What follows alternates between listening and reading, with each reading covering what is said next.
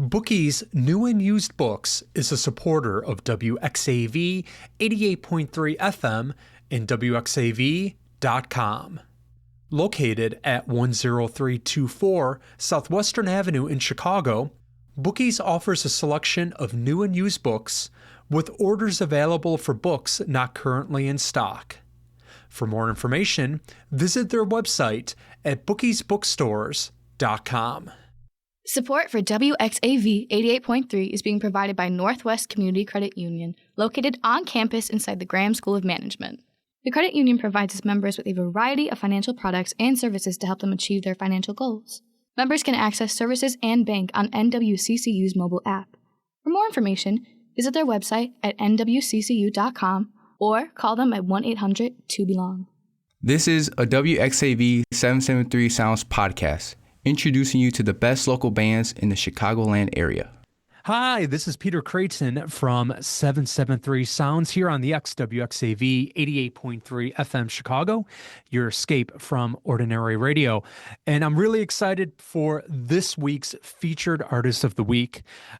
If you dig that great 90s alternative hard rock vibe, I'm talking some Alice in Chains, I'm talking some Soundgarden, you are absolutely going to love the very next band that we have for this week's featured artist of the week. It's Chicago's very own Time Thieves, and I'm very lucky right now to have Jonthan Poole from Time Thieves here with me. Jonthan, how are you? Hello. Hey, how's it going? So I think we almost have to kind of start back at the beginning, Jonthan. How did you discover music?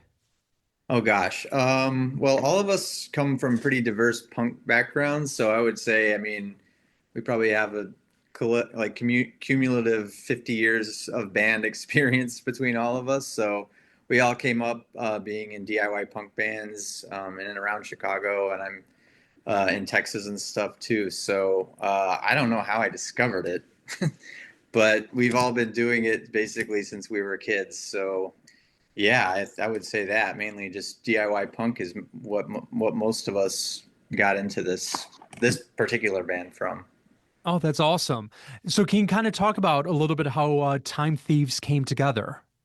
Yeah, in fact, being pretty heavily involved in the punk scene, me and our old drummer Mike, we were both in pretty aggressive punk bands, and over the course of time had started talking about, I grew up loving that 90s power pop kind of sound, and the bands that you mentioned too obviously were very formative to my 12 to 15-year-old brain. So I was always hey, I wanted to start a Rentals style power pop band, or we were talking about specifically Rentals and Grandaddy, and then that early era Weezer that everyone loves, or from that time, so that's basically what the impetus of the band was. It's okay, let's do a Rentals meets Grandaddy type thing. And it was me and him just kind of plugging away at these kinds of songs in our practice space since 2015. And kind of just, we weren't really planning to do much with them. It was let's do this. And because our other bands were pretty active at the time. And essentially it just kind of organically grew into a full band. Our other guitar player, Tim, was also in a power pop, kind of punk band called Horrible Things that we used to play with all the time. And I just remember his recordings being I was always blown away by his vocal harmonies. He would do all his own harmonies on these records. And that's what I wanted, I want just very, intense harmonies basically, and heavy guitar sounds and stuff. So I asked him to be in it, and then our friend Annie, who's been in punk bands since, I don't know, the early 90s, just has an amazing voice and is an amazing bass and guitar player.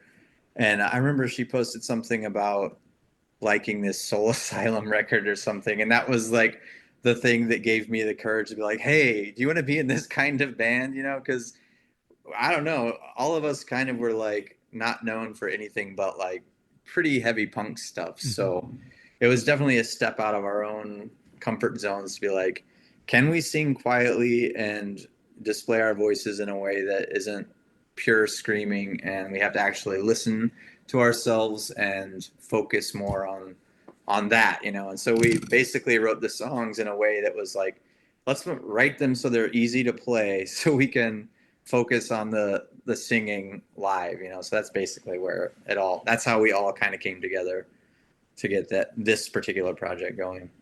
That's awesome. Um, was that transition from the hardcore punk scene to something a little bit more melodic? Was that challenging for you?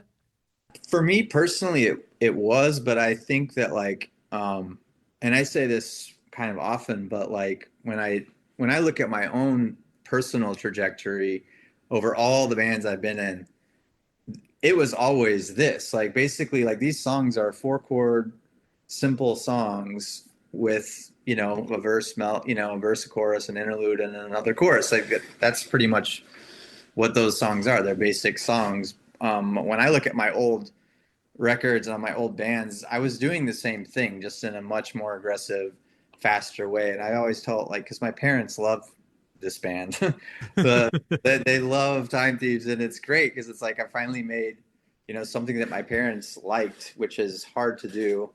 And I was like, hey, Mom, like these songs are all the same as Brick Fight and all the other bands that I've been in for the years that were like, in my mind they are. So I think it was all just like a natural trajectory. But to answer your question, like getting to that point where we're singing these songs in a studio live in front of people was very challenging. It was very, I mean, just as far as being that vulnerable was really hard for me. And that's been the biggest part of, I think, growing in this band has just been, let's put it out there. This is who we are, and it's hard to hide behind screaming, like that's basically what we were doing before. At least that's what I would say I was doing. I just can't.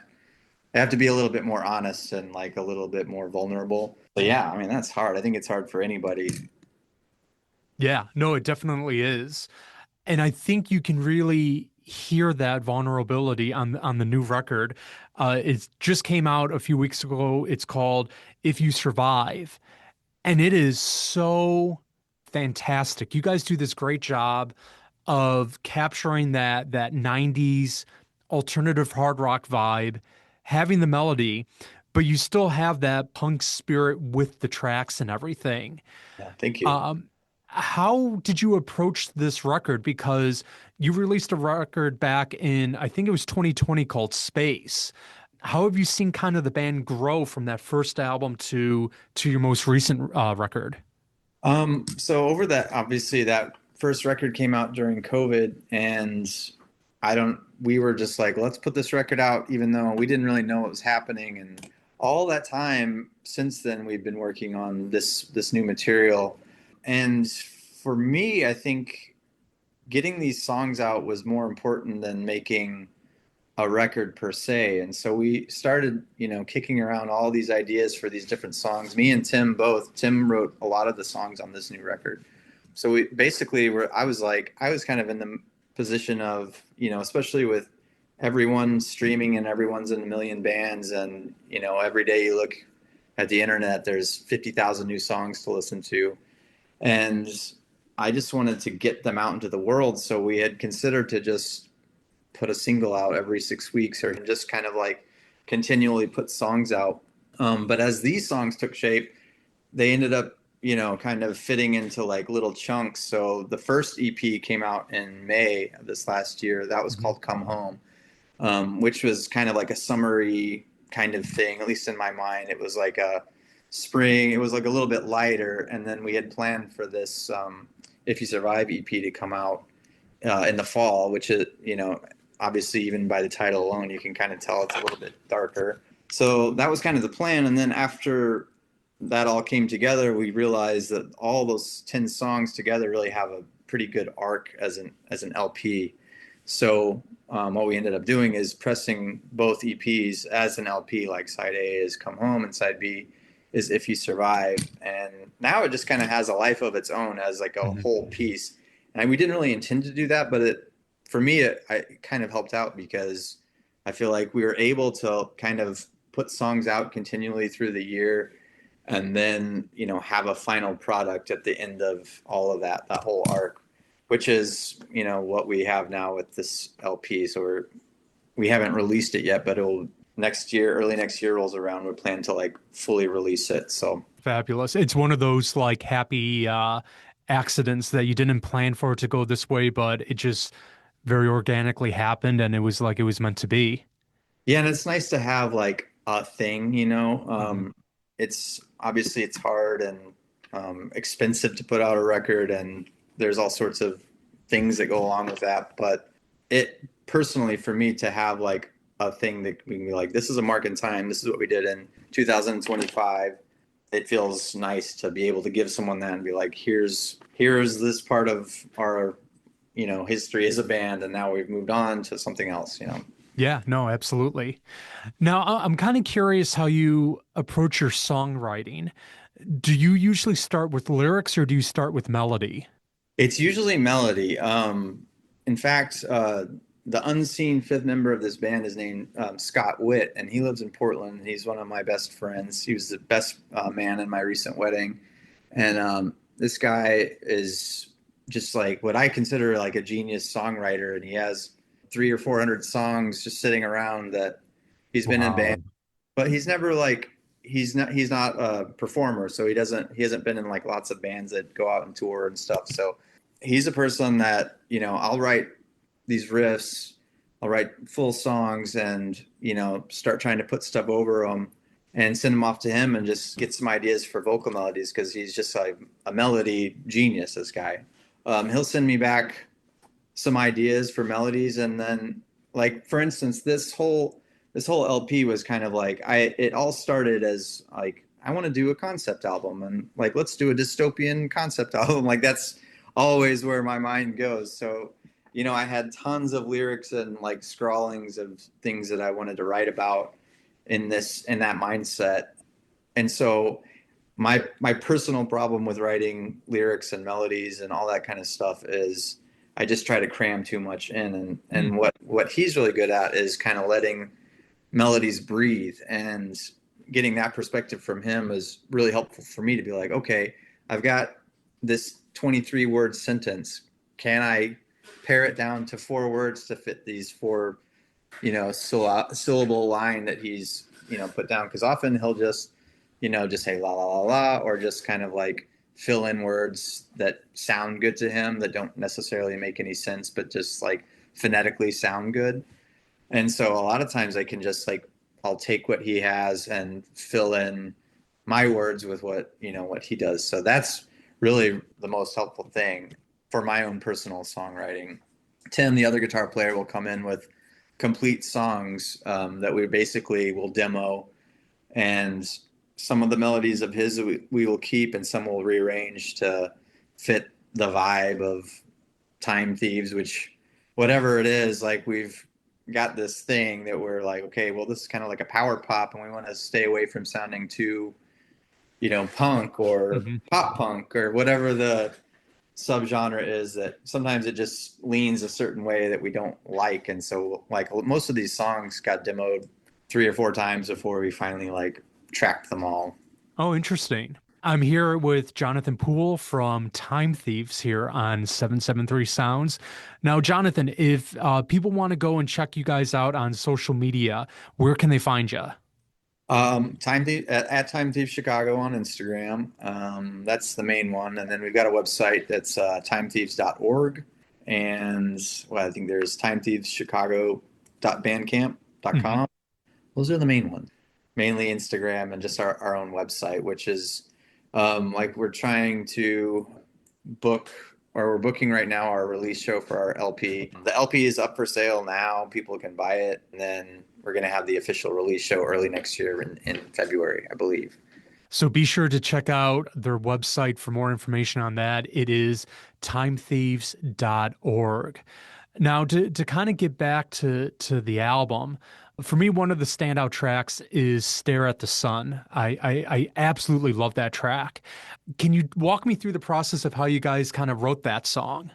Yeah, that was Tim's song, almost complete when he brought it in. I think we didn't change much except for rearranging, like I was just talking about, rearranging some of his lyrics with different vocal patterns. Mhm. The big story with that song was we had that interlude right before the break.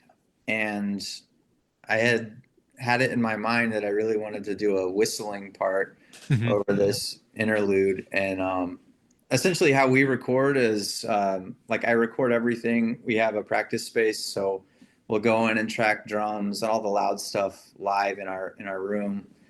And then I've got a studio upstairs in my house that we do all the vocals, all the synths, and everything else. So it's easy to just kind of like piecemeal it together. And then once it's all recorded, we send it off to our buddy Luke in Springfield to have it mixed and mastered. So a lot of times, it's a lot of it's done, alone. Like I'll do a lot of it by myself when no one else is around or can't be around. And so I had it in my mind, like, I want to put just a whistling part on this thing. And like Tim had no idea about it. And I was just like, God, I hope he doesn't hate it. I was like, man, if he hates it, I'm going to put so many whistles in so many other songs. Cause I just like, for whatever reason, I really wanted like whistling over that really heavy, chuggy stuff that we do. And he ended up loving it, or he liked it. So he kept it in. So that's my favorite part of the song personally. Yeah, it works. And it caught me off guard the first time I heard it because you're not expecting that to come into that song, but it really works well. Well, and the other thing about that is that like none of us are good whistlers. We're all terrible whistlers. So we had to record each of us doing it like 3 times each just to Wow. get like enough.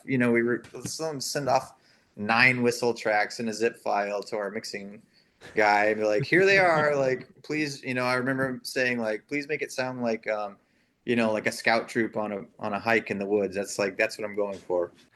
Now, you were talking a little bit about the recording process, and it seems like there's quite a bit that you guys kind of record on your own and then just put it together in post production. Does that kind of give you a little bit more freedom to be creative, or do you kind of thrive a little bit more where you're all together in a room and you can bounce ideas off of each other? I personally, for the recording process, we like to have it mostly done. But for instance, with my own personal songs, I don't know exactly what I'm gonna do or want to do with the vocal harmonies until we get in there. So I usually have a lead vocal, Mhm. for instance, that's pretty much set.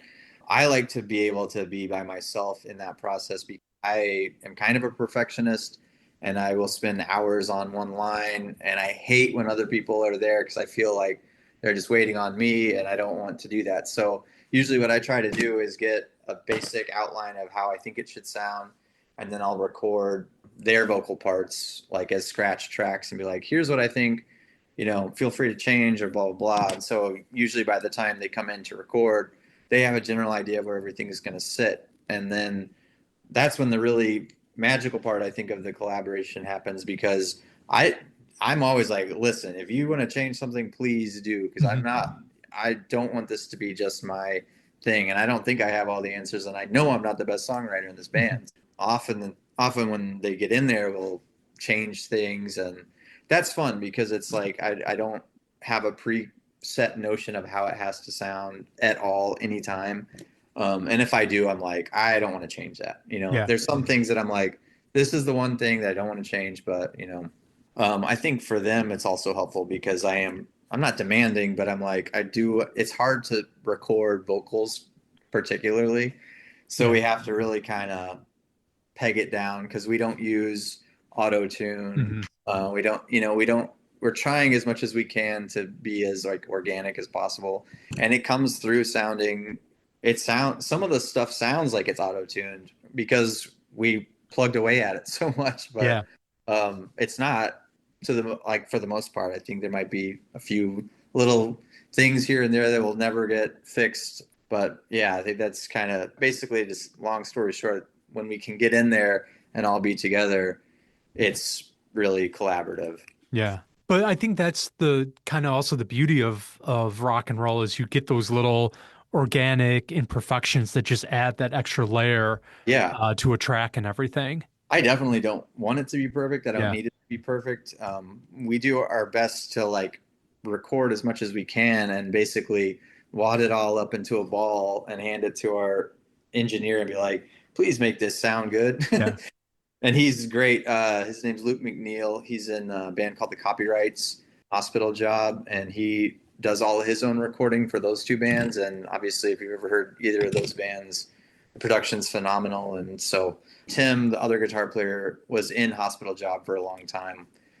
They're from Springfield, and he used to live down there. So that's where that whole connection came from. So, I mean, you guys have been a part of the local scene for the last few years now.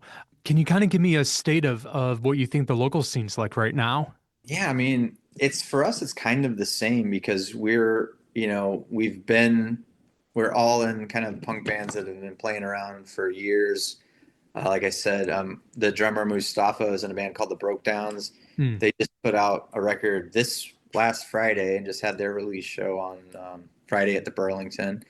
And I guess the main thing I would say is that like we're still playing shows. We still, anything that we can do, we will try to do. A lot of times people, we've all had such extensive DIY touring backgrounds and stuff. Like I'll still get hit up from people that are touring and trying to come through Chicago, and they'll be like, "Where are the good house shows?" And I'm like, "Man, I'm in my 40s. I don't know." Like, and I'm not supposed to know. The kids know, and I can Yeah. always kind of point somewhere in the right direction, but like I don't know where all the cool house shows are happening now. And I think that's for good reason, like we'll play them when we get asked to play them, and I always, always down. But I'm not. We used to book a lot of house shows, and we used to, be way more active in that part of the scene. So I mean, it's by virtue of just getting older and a new scene forming, and that's how it's supposed to be. So Yeah. Yeah. uh, yeah, to that point, I don't necessarily know all the younger punk bands or all the DIY bands now, and that's fine. Like I'm like, go do your thing, please. Like all these bands that are coming up and doing their own thing, it's awesome. Like don't ever stop doing that. Yeah. Now, we're a college radio station here at WXAV, and one thing I hear from students a lot is they want to get into local music, but they almost are afraid they don't know where to start. Right. Where would you recommend for people if they want to get into the local scene? Where should they start? And what also too is the best way for them to help support the local music scene? Right. I think kind of what I was just saying, finding the house shows, finding the DIY spots. There's a really good resource. It's DIY Chicago that you can find on Facebook, Instagram, by just searching that. People are constantly posting on there for house shows and DIY spots that, I've never heard of. And to find bands through there is a great resource. And then especially college kids, if you're underage and there aren't tons of all ages shows necessarily at the clubs. But also searching out, like I know Beat Kitchen has a lot of all ages shows. I'm trying to think who else.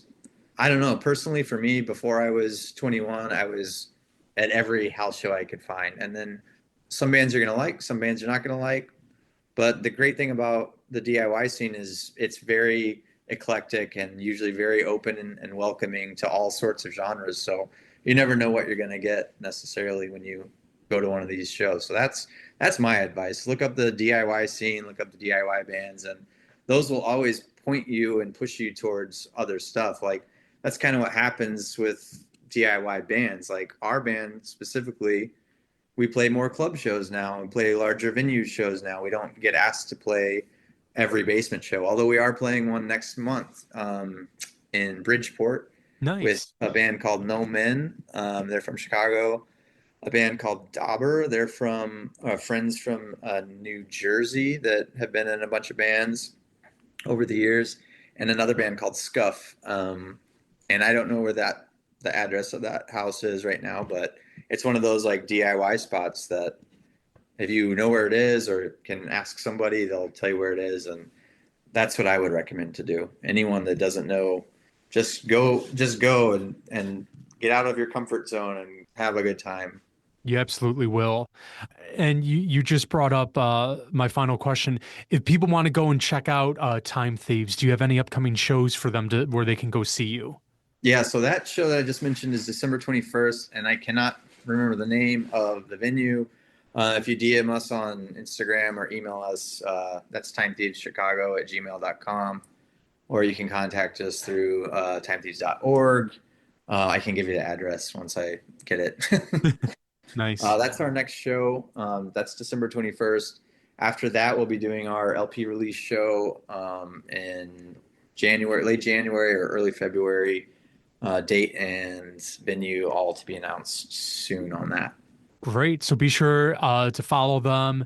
Their website is timethieves.org, and then their Time Thieves Chicago on Instagram, and check them out on Bandcamp, timethieveschecago.bandcamp.com. Jonthan, thank you so much for joining us today here on 773 Sounds. Oh man, thank you so much for having us. We're super excited. Thank you for listening to this WXAV 773 Sounds podcast. For more information on 773 Sounds, please visit our website, wxav.com.